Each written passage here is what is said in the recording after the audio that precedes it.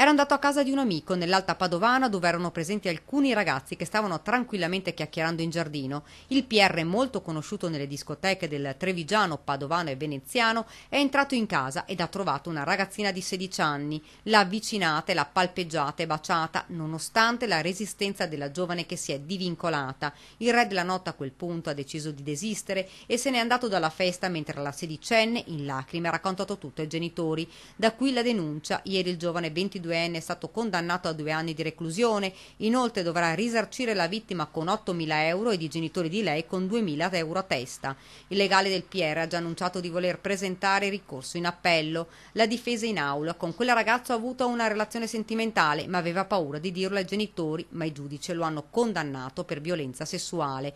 Fra l'altro il ragazzo non è nuovo a questi episodi, sulla sua testa pesa un'altra accusa per lo stesso reato, una quindicenne che aveva incontrato la baita al lago a Castelfranco, stessa situazione, l'ha avvicinata, l'ha palpeggiata tentando di avere un rapporto sessuale. La sua resistenza lo ha fatto desistere, per questo fatto è attesa la sentenza per il 12 giugno.